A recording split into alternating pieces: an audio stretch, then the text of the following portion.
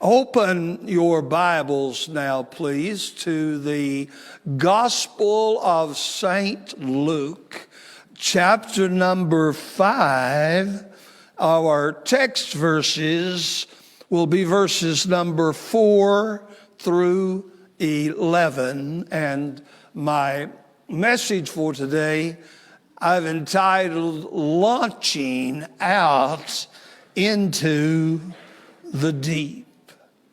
Launching out into the deep. Luke chapter number 5, verses 4 through 11. Next Lord's Day is our monthly youth service, and they will be featured in every aspect of the morning service, and our assistant pastor will be bringing the message, and that will be a wonderful time. So already get your hearts and minds geared toward another great Lord's Day next Sunday. Luke chapter number 5, beginning with verse number 4.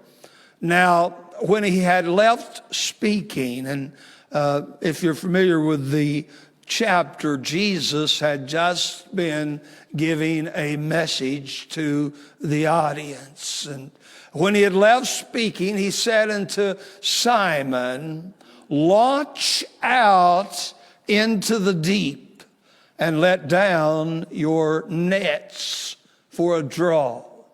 And Simon answering said unto him, "Master, we have toiled all night and have taken nothing.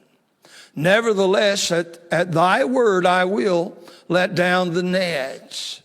And when they had done this, they enclosed a great multitude of fishes, and their net brake. And they beckoned unto their partners, which were in the other ship, that they should come and help them.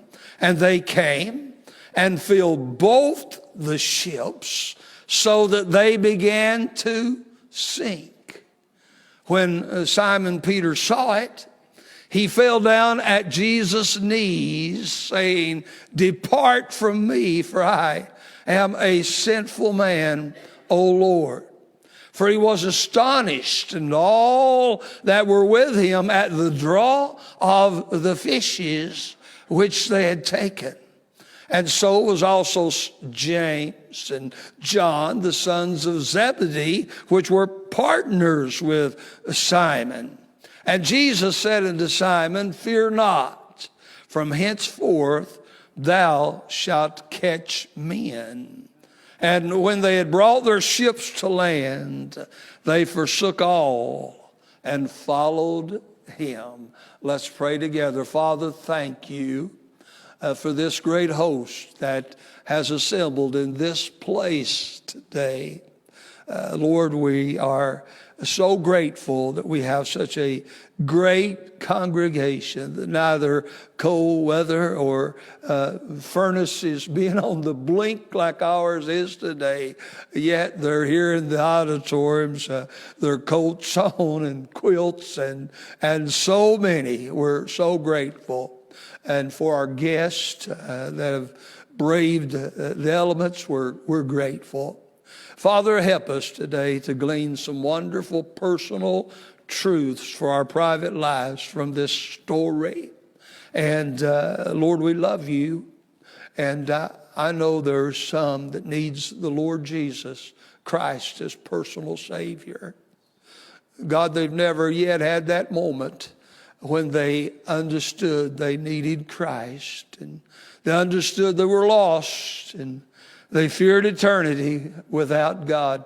And they never had that moment where they can put their finger, their heart's finger, their mind's finger on that time when they called upon the Lord and got peace in their heart, that their sins are forgiven and their soul is saved. God, please help them to do it. Those listening online, help them also to be saved even today, in Jesus' name.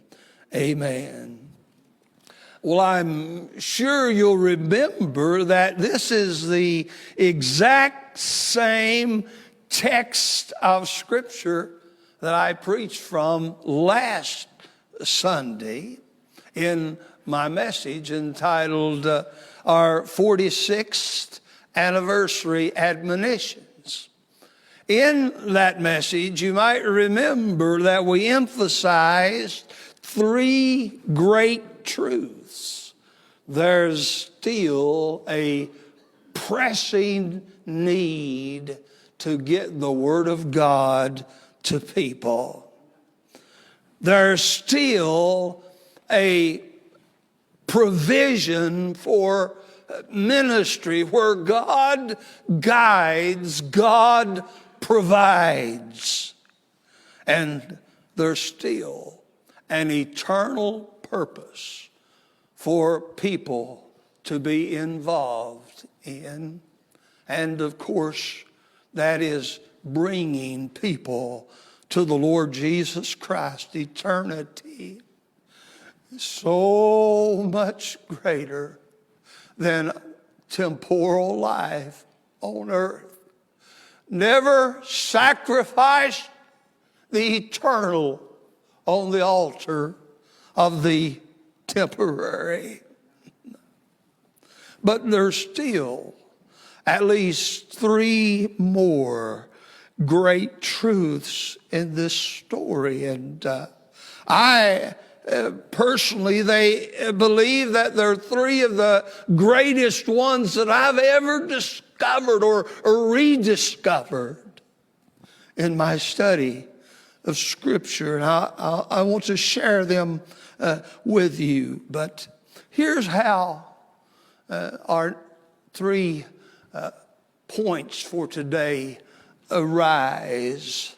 After Jesus had finished preaching his message to the people, which, by the way, was delivered from the deck of a ship that was anchored at the shore.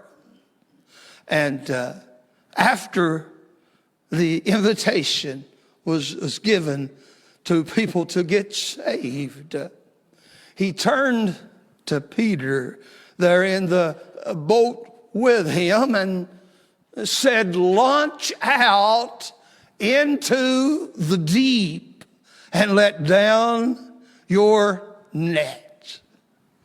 Peter replied, "Lord, the fish aren't anywhere to be found. We've toiled all night and have taken nothing."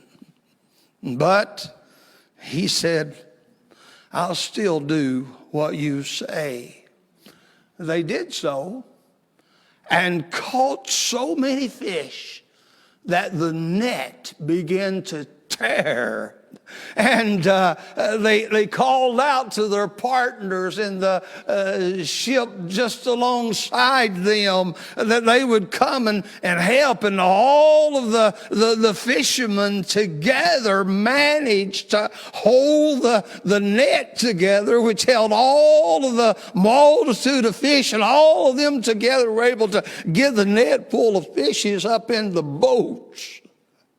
And there was so many fish caught that the ships began to sink as they make their way back into shore.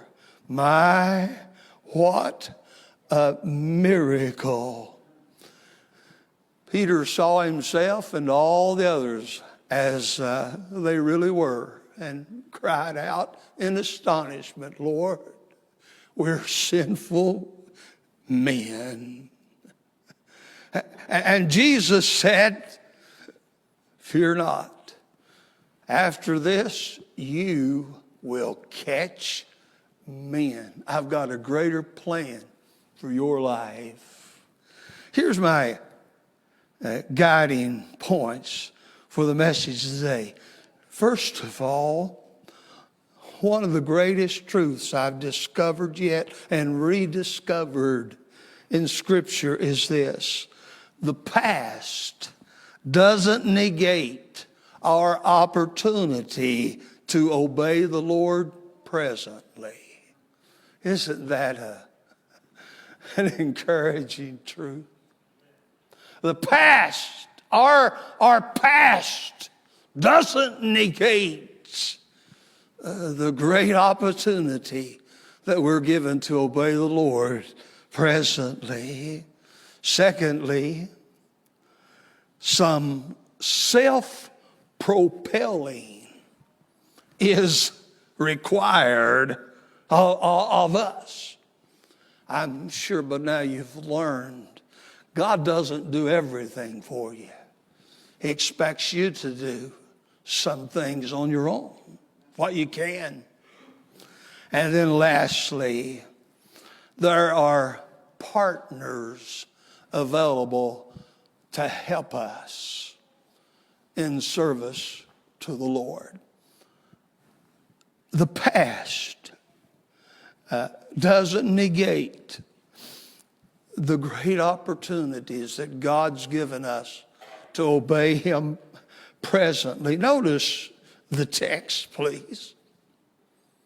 After preaching to his audience, Jesus turned with a more private word just to Peter and the disciples in the boat, and he said, "Launch out into the deep and let down your nets." And Peter replies, "Master,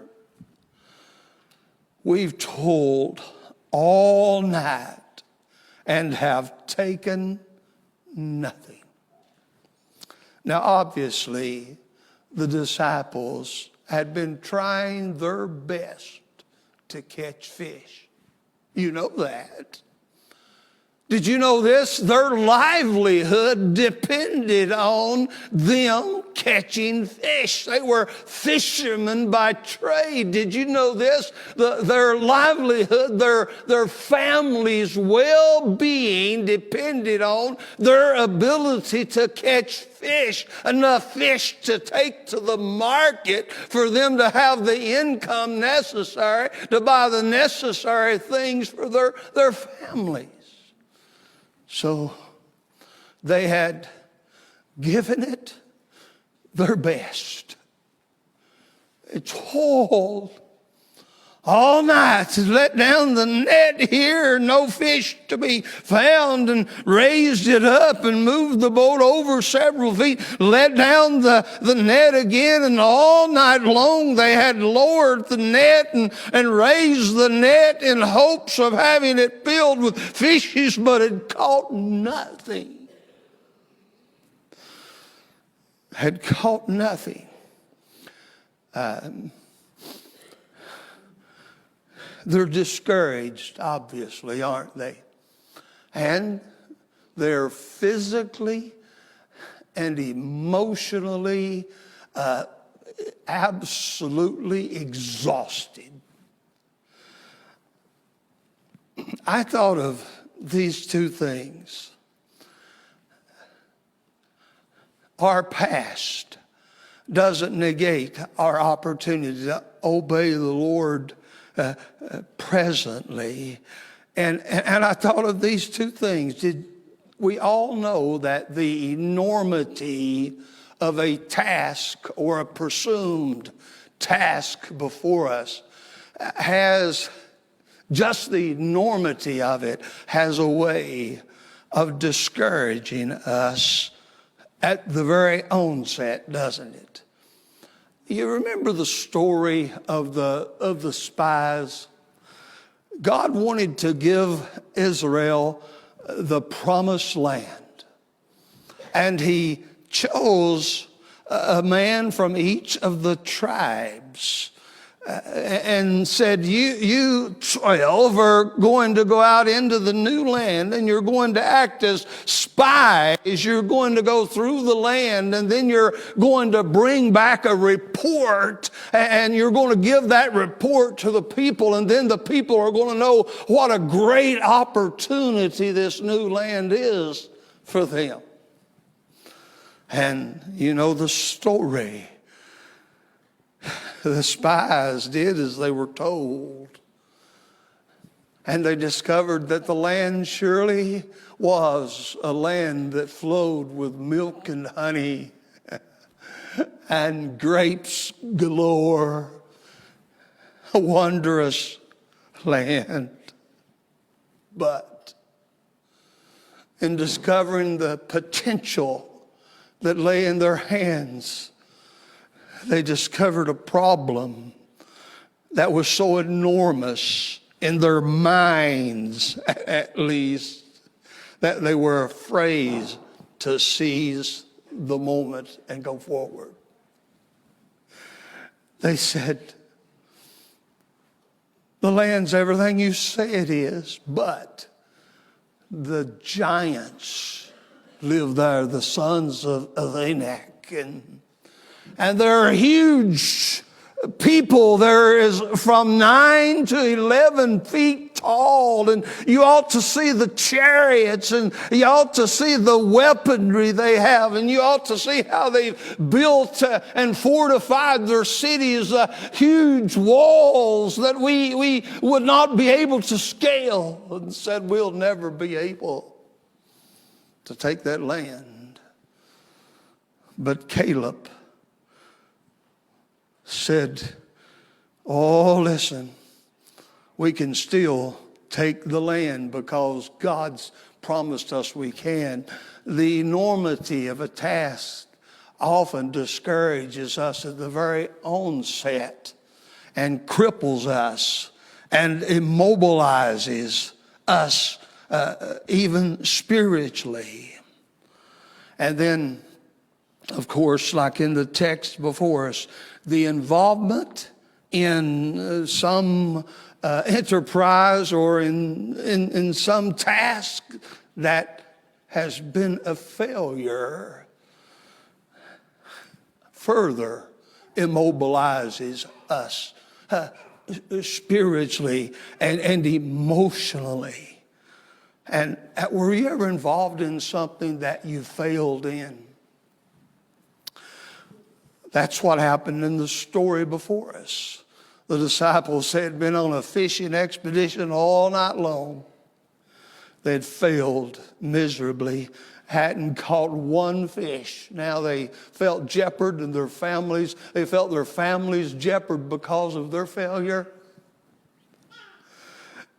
And yet, God says, yet Jesus said, I don't care what you might think about the enormity of the task. Jesus said, I don't care that you've been characterized by failure before. I don't want you to be emotionally and spiritually immobilized. Your nets has already been cleaned. I want you to launch out into the deep and let down your nets again. And he said, for a draw. I'm so glad that the past doesn't negate our opportunities to obey the Lord presently. So I don't know what our situation is in life. You're listening online. I don't know what your situation has been in life. I don't know about the failures that you may have experienced, or you may have felt disqualified you for any future venture or any future victory. But let me tell you, dear friend, your past doesn't negate the wonderful opportunity that God gives you and I to arise and in service to Christ and accomplish literal miraculous things for Him. Please notice, Jesus said, you're exhausted. I know that. But he said, you've already got your nets cleaned. So launch out into the deep. Here's what Paul said. If you check the Philippians 3, verses 12 through 14, he recounts his own life. Kind of puts it all in his past, his present, his future in a nutshell.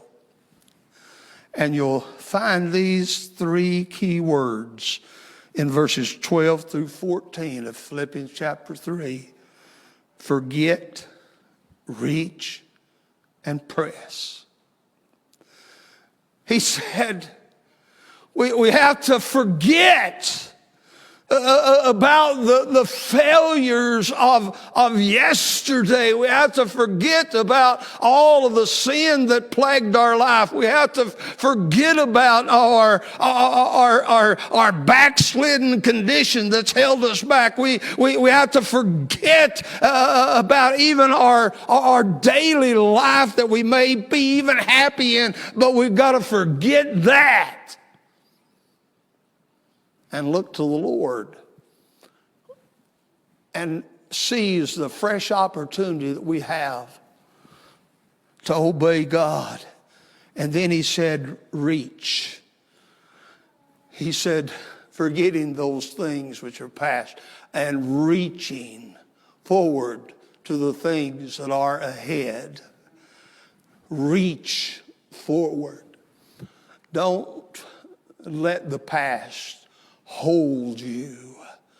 God has a great present and a future for you to be involved in. And he said, reach.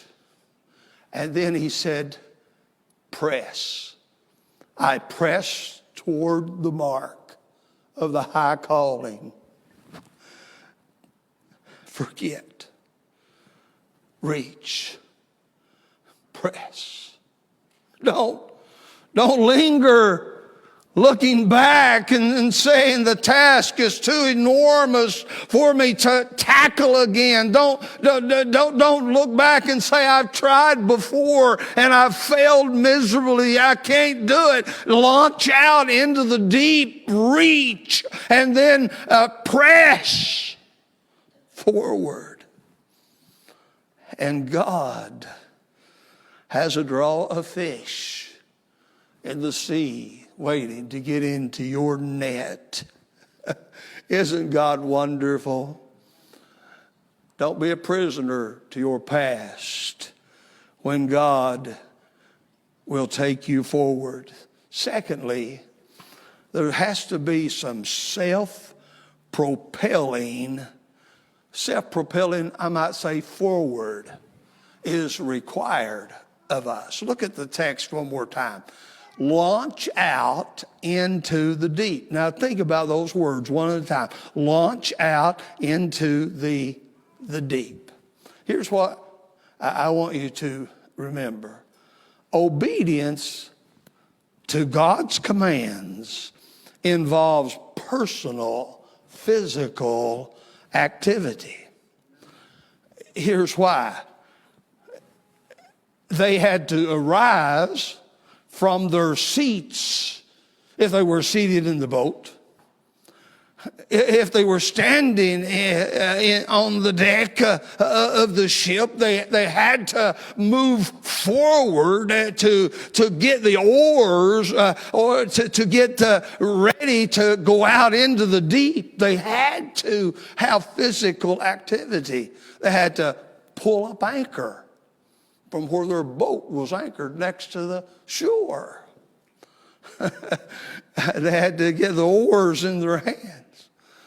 They had to get alongside the side of the boat and get the oar in their hand. They had to row their boat out into the deep parts of the lake, and they had to let down their nets.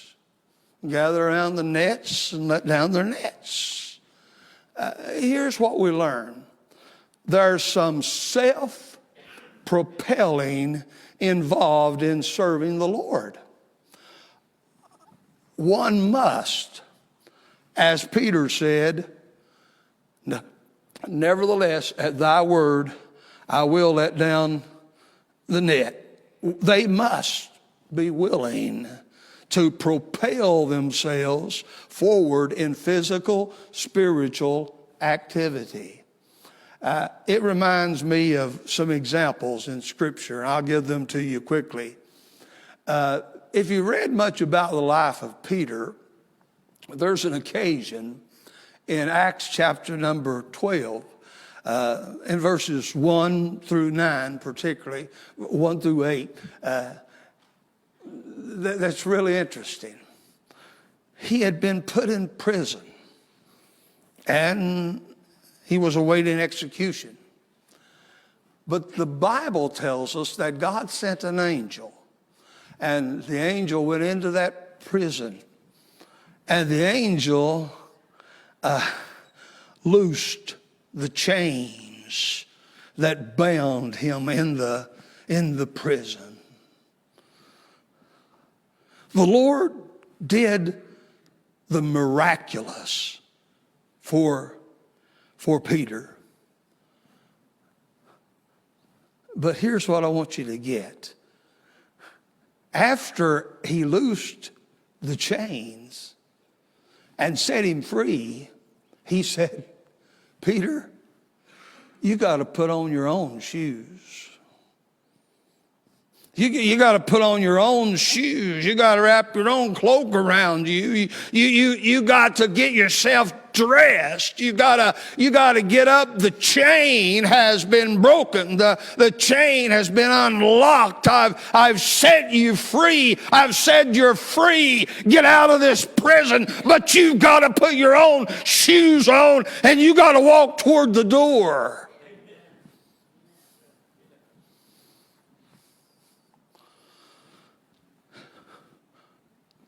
There is self-propelling ourselves forward required in our Christianity. And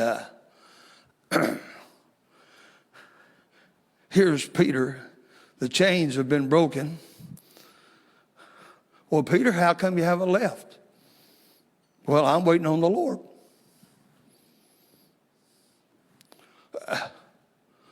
There's nothing that holds you. The chains have been unlocked.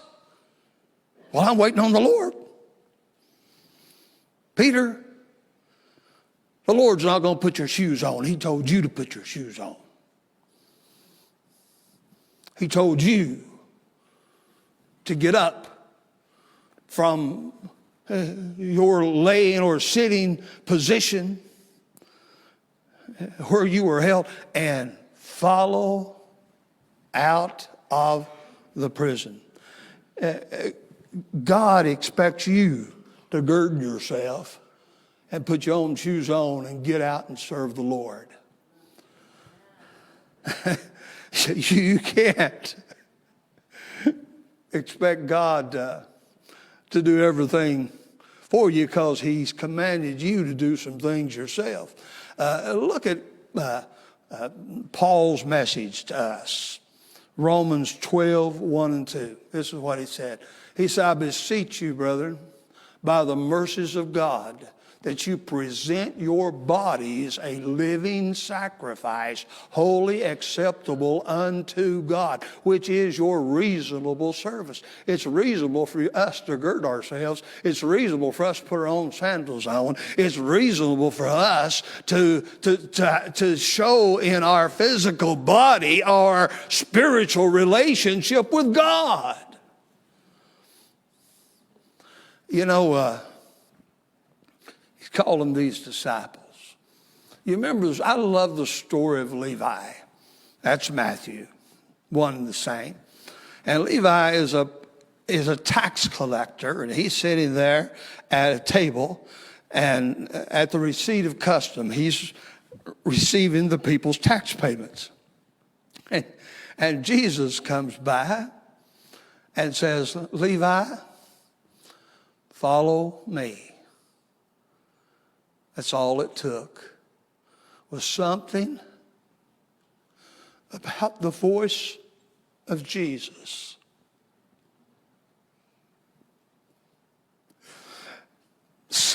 Something about that name. Unlike any other teacher, unlike any other personage. Something about that voice When he said, Levi, follow me. Levi laid the money on the table. Levi pushed himself back from the table. Levi got up out of the chair and followed Jesus.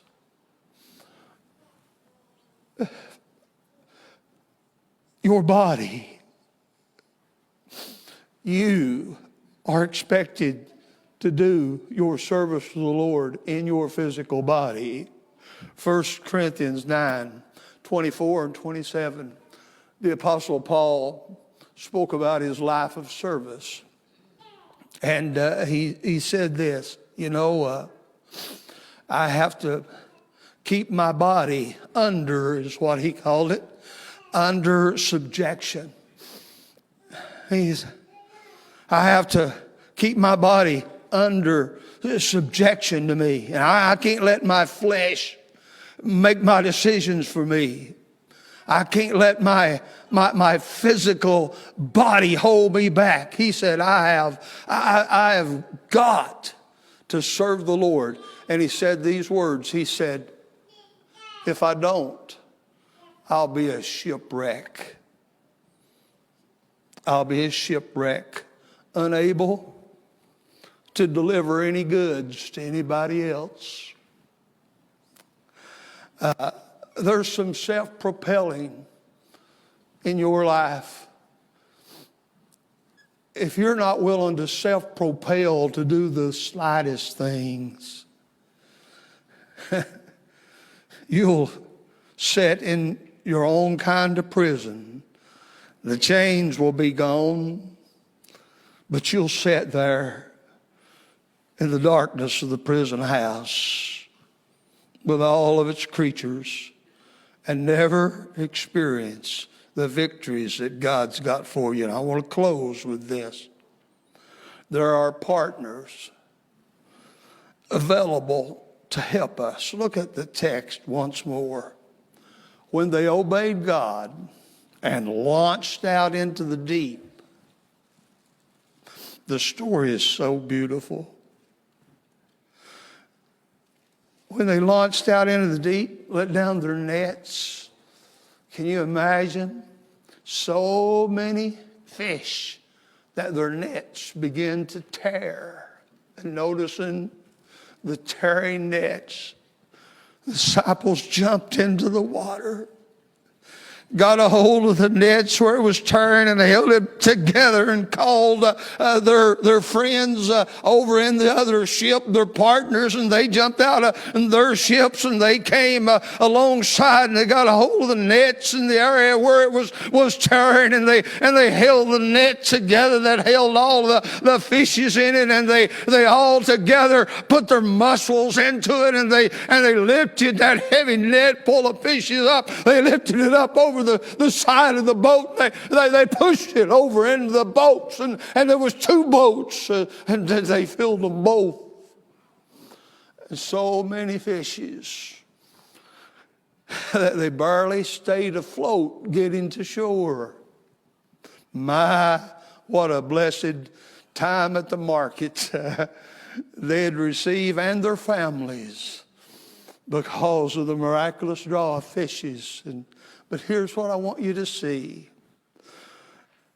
The partners were available. Did you know this? We all need partners in life, every one of us. It's illustrated from Genesis, the helpmeet, all the way through to the book of Revelation. It's found particularly in Ecclesiastes chapter 4. And I want to read those passages for you really quickly. In verse number 9, 2 are better than 1, because they have good reward for their labor. For if they fall, one will lift up his fellow. But woe to him that is alone when he falleth. for he hath not another to help him up. Again, if two lie together, then they have heat. But how can one be warm alone? And if one prevail against him, two shall withstand him. And notice this, a threefold cord is not quickly broken. Everyone needs a partner. Everyone needs a couple of partners. Everyone needs more than one partner in the work of the Lord. Did you know this? When you read the sending out of the disciples, Mark chapter 6, verse 7, how did he send them out? 2 by 2. Luke chapter 10, 70, how did he send the other 70 out? 2 by 2. We all need partners in life. So it's up to us to develop a partner, a friendship, a connection with others that have the same goals in life that we have and want to accomplish the same things in life that we do. You know, they had some partners in the other ship that were fishermen like them. They didn't have over in the boat partners that were architects, partners, you know, that worked in an office somewhere. Those partners were fishermen like they were. And they had a partner to help. I can tell you how important it's been in my life to have partners. Last Sunday was the 46th anniversary. I'll never forget how in God's providence, he took two total strangers and put us together, Brother Danny Smith and I, to become best friends, best partners. And two families. And then all the other partners that God's given us over the years.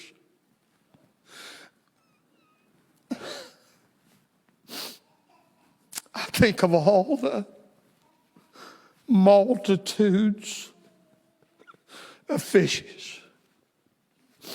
And the nets have torn a few times over the years. But my partners jumped out of their boats and they put their hands into the work and their hearts into the work. And oh my, the blessings that's ours today. And let me say this to you in closing. You need the right kind of a co-laborer. Let me speak very boldly and just down to earth. There's some people, and sometimes those people are in church. And sometimes they might be sitting in the same pew you. You're to love them and do everything humanly possible to help them. But you better not get too close to them, because they're not the right kind of partner. They're filled with I can't, or we can't, or this won't work, or preacher's crazy, or I wouldn't do that, or did you see what they were wearing today, or that. Are you getting my drift? You know, there's some people, if I see in a shopping center, if I see them first, they won't see me.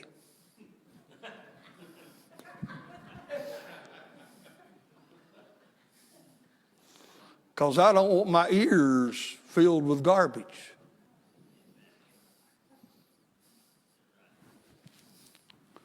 Come up here, preacher. Yeah. This is the kind of preacher I like. Let's go get them, buddy. Let's go win some souls, amen. What are you going to do about that? You going to go with me? You going to help me win some souls, amen? Isn't God good? This is a great place to be, isn't it? Wasn't that church service today magnificent? I mean, it was wonderful. That's the kind of partner you need. You don't need that kind of partner. See, I didn't like that sermon at all today. Did you see the way that preacher acted? You need the right kind of partner. You need a partner that's positive and will bring you up and not put you down. You need somebody to help you with your net, because everybody's going to have a torn net sometime. And if somebody won't help you when your net gets torn, that's a good person to stay away from. To this day, I don't like a certain fella, because my oldest boy, he was with my oldest boy, and my oldest boy had car trouble. And I was worried about him, didn't get home in time. Finally showed up and told me what the story was. And he had a friend with him. And I said, well, I want him to call his name. I said, where's it? Well, I said, he found out I had this problem with the car. He went and hooked up with somebody else, went off, and left him alone. I said, you don't need any friend that'll leave you alone when you need them. I haven't liked that guy since. I like somebody that'll help me with a torn net. I like a partner. Listen, let me give you a scripture in closing. Romans 16, 17 through 18. Every Christian ought to memorize that. It said, mark them that cause divisions and have no fellowship with them. If there's anybody in this great church family and they try to use your ear for a garbage can, and they always want to discourage you, or they always want to be divisive or something, you stay away from them individuals, and you get with somebody that loves what Jesus is going to do, and you get with somebody that loves to see souls saved. Let me tell you something. Thou shalt catch men. It's about saving souls. It's about winning souls to Jesus. Don't ever lose your desire to win souls and stick yourself with a desire of just everyday stuff. There's a partner available to you. Select the right kind. And I'll tell you what, you'll get to shore with a load of fish, and you'll hear Jesus say, well done, thou good and faithful servant. But don't let anybody knock you out of the race with their negativity or their divisiveness.